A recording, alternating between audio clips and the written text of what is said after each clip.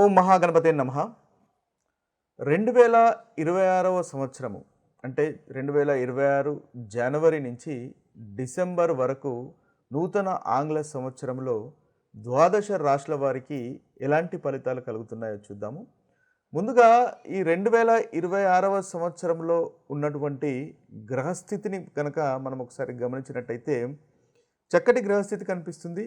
ముఖ్యంగా మనకి గురువు మనము ఏదైతే సంవత్సరం పొడుగున ఫలితాలను చూస్తున్నాం కాబట్టి దీర్ఘకాలికంగా మనకు సంచారం చేసేటటువంటి గ్రహాలను కనుక చూసినట్టయితే గురువు, శని, రాహువు, కేతువు ఈ 4 గ్రహాల యొక్క సంచారాన్ని మనం పరిగణలోకి తీసుకొని ఈ ఫలితాలు ఏ విధంగా ఉంటాయి ఈ సంవత్సరము ప్రతి రాశి వారికి అనేది చూద్దాము. అయితే ఈ సంవత్సరము గురువు మనకి ముఖ్యంగా మిథున రాశిలో సంచారం చేస్తున్నాడు. అదేవిధంగా కర్కాటక రాశిలో సంచారం చేస్తాడు. అదేవిధంగా మనకు సింహరాశిలో కూడా గురువు యొక్క సంచారం అనేది ఈ సంవత్సరం ఉంటుంది. ఇక శని యొక్క సంచారము మీనరాశిలో ఉంటుంది.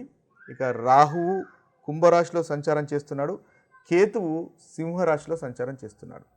ఈ శని యొక్క సంచారము, రాహు యొక్క సంచారము, కేతు యొక్క సంచారము ఈ సంవత్సరము వారి ఆ రాశిలో మాత్రమే వారి యొక్క సంచారం ఉంటుంది. అంటే శని మీనరాశిలోను, కేతు సింహరాశిలోను, అదేవిధంగా రాహు కుంభరాశిలోను సంచారం చేస్తారు.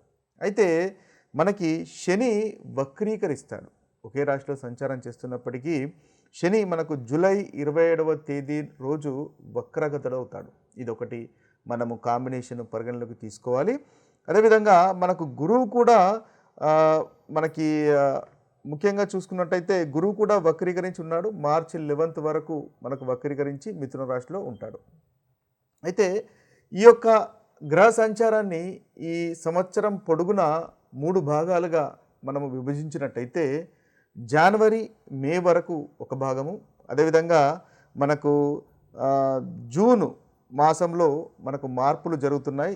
జూన్ 2వ తేదీన కర్కాటక రాశిలోకి గురువు సంచారం ఉంటుంది. కాబట్టి జూన్ మాసము ఒక సంచారంలో కలిగే మార్పు. ఇక జూలై, అక్టోబర్ కూడా మనం తీసుకున్నట్టయితే జూలైలో శని వక్రగతుడవుతున్నాడు. ఇక అక్టోబర్ 31వ తేదీ గురువు మనకు సింహరాశిలో సంచారం చేస్తున్నాడు. అంటే మనకి అక్టోబర్ తర్వాత నుంచి అదేవిధంగా జనవరి, మే వరకు, జూను, తర్వాత జూలై నుంచి అక్టోబర్ వరకు ఇలా మనం విభజించుకుంటూ మనము ద్వాదశ రాశుల యొక్క ఫలితాలు ఈ సంవత్సరము ఏ విధంగా ఉంటాయో చూద్దాము. కుంభరాశి వారికి 2026వ సంవత్సరంలో ఉన్నటువంటి ఫలితాలు మనం ఒకసారి చూసినట్టయితే వీరికి గురుగ్రహము ఈ సంవత్సరం మొత్తము చాలా చక్కటి ఫలితాలు కలగజేస్తున్నాడు. గురువు 5వ ఇంట్లో సంచారం చేస్తాడు, 6వ ఇంట్లో సంచారం చేస్తాడు, 7వ ఇంట్లో కూడా సంచారం చేస్తాడు. అంటే 5వ స్థానంలో సంచారం చేస్తున్నప్పుడు, 7వ ఇంట్లో సంచారం చేస్తున్నప్పుడు ఈ సంవత్సరంలో చాలా చక్కటి ఫలితాలు కలుగుతాయి. గురు బలం అనేది మీకు ఉంటుంది. అయితే ఈ గురువుతో పాటుగా శని 2వ స్థానంలో సంచారము, రాహు 1వ స్థానంలో సంచారం, కేతు 7వ స్థానంలో సంచారం అనేది ఉంటుంది. అయితే ఈ సంవత్సర కాలాన్ని మొత్తాన్ని మనము 2 భాగాలుగా విభజించినట్టయితే ముందుగా గురువు 5వ స్థానంలో సంచారం అనేది ముఖ్యంగా మనకి జూన్ 2 వరకు 5వ స్థానంలో సంచారం చేస్తాడు. కాబట్టి వీరికి చాలా చక్కటి ఫలితాలు కలుగుతున్నాయి. ముఖ్యంగా సంతానం లేని వారికి సంతానం కలుగుతుంది. అదేవిధంగా సంతానం వల్ల ఆనందం పొందుతారు. విద్యార్థులకు స్కూలుకు సంబంధించినటువంటి విషయాలే కాకుండా ఎక్స్ట్రా కరికులం యాక్టివిటీస్ కానీ, క్రియేటివిటీ కానీ చాలా చక్కగా మనకి కుంభరాశి వారికి ఉంటుంది. కొత్త కొత్త ఐడియాస్ వస్తాయి. వివాహాది శుభకార్యాలు కూడా ఇంట్లో జరుగుతాయి. వివాహానికి సంబంధించినటువంటి విషయాల్లో ప్రోగ్రెస్ అనేది తప్పకుండా ఉంటుంది. సమయానికి డబ్బు అందుతుంది. అంతేకాకుండా మీరు చేసినటువంటి బకాయిలను తీర్చివేయగలుగుతారు. ఇన్వెస్ట్మెంట్స్ వల్ల లాభాలు కూడా కలుగుతాయి. స్నేహితులు, బంధువులు సహాయ సహకారాలు అందిస్తారు. మొదటి భాగంలో ముఖ్యంగా జనవరి నుంచి మొదలుకొని జూన్ వరకు చాలా చక్కగా ఉంటుంది. ఆస్తులు రావడము, భార్య పిల్లలతో ఆనందంగా సంతోషంగా గడపడం లాంటి ఉత్తమమైనటువంటి ఫలితాలు కలుగుతాయి. సమాజంలో కూడా మంచి గౌరవ మర్యాదలు అనేవి పెరుగుతాయి. ఇవి మీకు గురుగ్రహం వల్ల కలుగుతున్నటువంటి ఉత్తమమైనటువంటి ఫలితాలు. జూన్ వరకు దాదాపుగా మొదటి భాగం అంతా చాలా చక్కటి ఫలితాలే మనకు కలుగుతున్నాయని చెప్పవచ్చు. అయితే జూన్ 2వ తేదీ తర్వాత నుంచి గురువు కర్కటక రాశిలోకి సంచారం చేస్తాడు. కాబట్టి ఇక్కడ 6వ స్థానంలోకి సంచారం అనేది ఉంటుంది. కాబట్టి కాస్త మీరు వృత్తిలో ఎక్కువగా ఫోకస్ పెట్టవలసినటువంటి అవసరం ఏర్పడుతుంది. కష్టపడి పనిచేయడం వల్ల మంచి ఫలితాలు మీరు పొందగలుగుతారు. పై అధికారులతో కానీ లేదా మీ తోటి ఉద్యోగస్తులతో కానీ సంయమనము ఓపికగా ఉన్నట్టయితే మీరు ఈ భాగంలో మంచి ఫలితాలు మనకు కలుగుతాయి. అదేవిధంగా ఆరోగ్యము కాస్త జాగ్రత్తగా పెట్టవలసినటువంటి అవసరం ఉంటుంది. 6వ స్థానము శత్రు రుణ రోగానికి సంబంధించినటువంటి స్థానం కాబట్టి ఆ విషయంలో కాస్త జాగ్రత్త పడడం వల్ల మంచి ఫలితాలు కలుగుతాయి. అయితే మళ్ళీ అక్టోబర్ 31కి గురువు 7వ స్థానంలో సంచారం చేస్తాడు. అంటే అక్టోబర్ 31 తర్వాత మళ్ళీ మీకు చాలా చక్కటి ఫలితాలు కలుగుతాయి. వివాహం కాని వారికి వివాహం అవుతుంది. ప్రేమలో ఉన్నట్టయితే వారికి కూడా చాలా చక్కటి ఫలితాలు కలుగుతాయి. ప్రేమలు వివాహానికి దారితీసేటటువంటి అవకాశాలు కూడా కనిపిస్తున్నాయి. భార్య భర్తల మధ్య తగులాడి దూరంగా ఉన్నట్టయితే వారు కూడా దగ్గర అయ్యేటటువంటి అవకాశాలు కనిపిస్తున్నాయి. పనిచేసే చోట మళ్ళీ గుర్తింపు పెరుగుతుంది, ఆరోగ్యము మెరుగుపడుతుంది. 7వ స్థానంలో ఉన్నటువంటి గురువు మంచి వాక్కును కలుగజేస్తాడు. మీరు అనుకున్నటువంటి పనులు చేయడానికి ఆత్మవిశ్వాసాన్ని ఇస్తాడు. ధైర్యంగా ముందుకెళ్తారు. తద్వారా చక్కటి ఫలితాలు కలుగుతాయి. సమాజంలో కూడా అనుకూలత అనేది పెరుగుతుంది.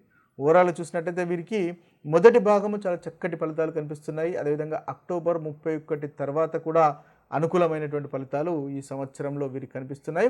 ఈ మధ్య భాగంలో ముఖ్యంగా కాస్త వృత్తిలో ఫోకస్ పెట్టడం వల్ల మంచి ఫలితాలు మీకు కలుగుతాయి. అనవసరమైనటువంటి ఖర్చులు చేయకండి. అనవసరమైనటువంటి ఏదైనా ఆభరణాలకు కానీ లేకపోతే మీకు అవసరం లేని విషయాలకు సంబంధించినటువంటి వాటికి ఖర్చులు చేయకుండా ఉండడం అనేది మీకు చెప్పదగినటువంటి సూచన.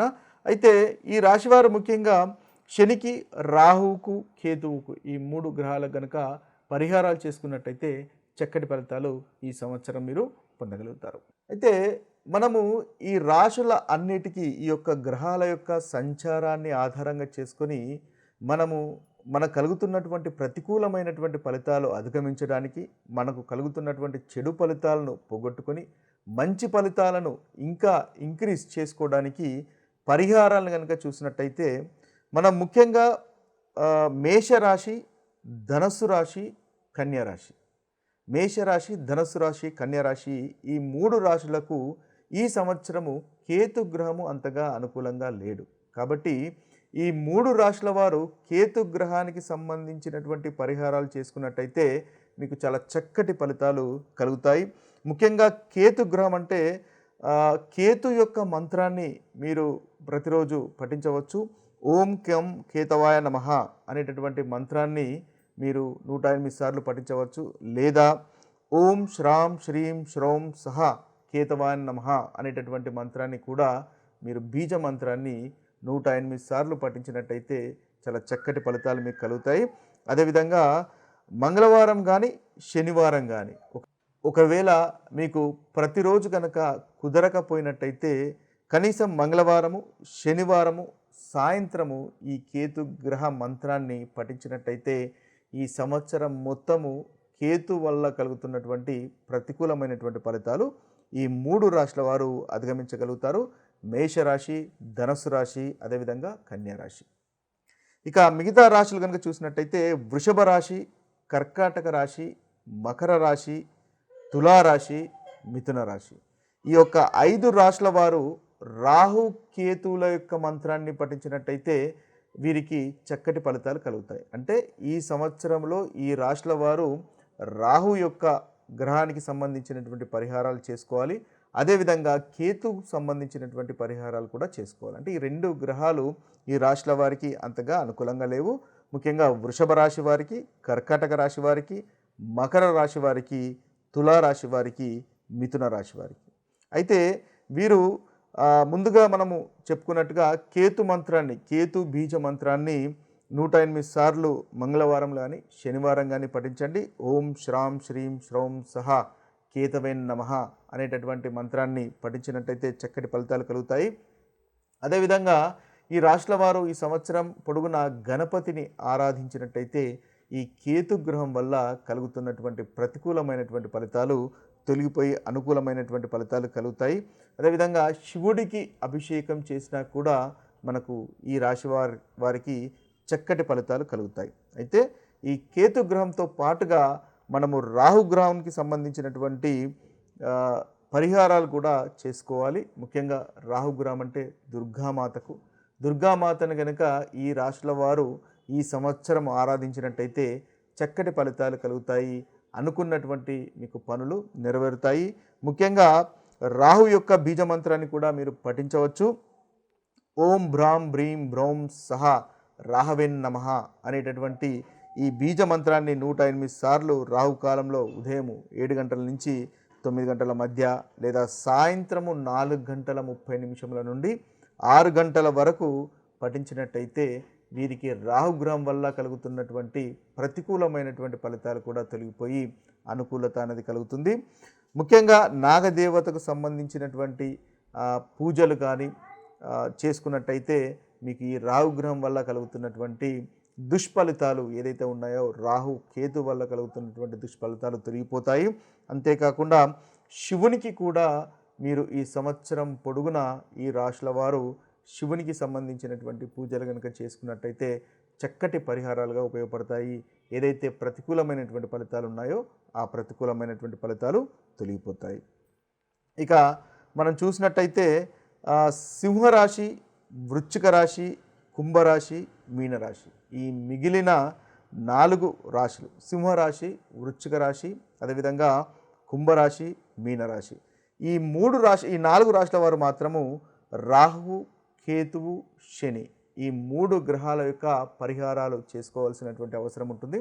అంటే ఈ సంవత్సరం పొడుగున మీకు ఈ 3 గ్రహాలు దాదాపుగా అంతగా అనుకూలంగా లేవు. కాబట్టి ఈ ప్రతికూలమైనటువంటి ఫలితాలు తొలగిపోయి అనుకూలమైనటువంటి ఫలితాలు కలగడానికి ఈ 3 గ్రహాల యొక్క పరిహారాలు అనేది చేసుకోవడం ఉత్తమము. మనం ముందుగా చెప్పుకున్నట్టుగా ఈ రాహు పరిహారాలు, అదేవిధంగా రాహు బీజ మంత్రాలు, అదేవిధంగా కేతు బీజ మంత్రాలను పఠించండి. వాటితో పాటుగా శనికి సంబంధించినటువంటి పరిహారాలు కూడా చేసుకోవడము ఈ రాశుల వారికి అనుకూలంగా ఉంటుంది. ముఖ్యంగా శనీశ్వరుణ్ణి ఆరాధించండి ప్రతి శనివారము. తద్వారా చక్కటి ఫలితాలు ఈ 4 రాశుల వారికి కలుగుతాయి. ముఖ్యంగా ఓం శనిశ్చరాయ నమః, ఓం శం శనిశ్చరాయ నమః అనేటటువంటి మంత్రాన్ని మీకు వీలైన సార్లు మీరు జపించుకున్నట్టయితే ఈ 4 రాశుల వారికి పరిహారంగా ఉంటుంది. అదేవిధంగా నవగ్రహ శాంతి హోమాలు కూడా చేసుకోవడం వల్ల చక్కటి ఫలితాలు ఈ రాశుల వారికి కలుగుతాయి. శనిదేవునికి నల్లని నువ్వుల నూనెతో కనుక మీరు దీపం వెలిగించినట్టయితే ఈ సంవత్సరం పొడుగున ఈ రాశుల వారికి చక్కటి ఫలితాలు కలుగుతాయి. అదేవిధంగా బీదలకు కానీ లేని వారికి కానీ వస్త్రాలు దానం చేసినా కూడా మీకు చాలా చక్కటి ఫలితాలు కలుగుతాయి. అదేవిధంగా నాగదేవతకు పూజలు చేసినా కూడా మీకు ఈ రాశుల వారికి చక్కటి ఫలితాలు కలుగుతాయి. ఏదైతే ప్రతికూలమైనటువంటి ఫలితాలు ఉన్నాయో ఆ ప్రతికూలమైనటువంటి ఫలితాలు తొలగిపోతాయి. ఇవి స్థూలంగా మనకు 12 రాశుల వారికి ఉన్నటువంటి పరిహారాలు, ఈ సంవత్సరం చేసుకోవాల్సినటువంటి పరిహారాలు. మరొక వీడియోలో మరొక రాశి ఫలితాలతో కలుద్దాము. అంతవరకు సెలవు. సర్వే జన సుఖినో భవంతు. సర్వే సుజన సుఖినో భవంతు. నమస్తే.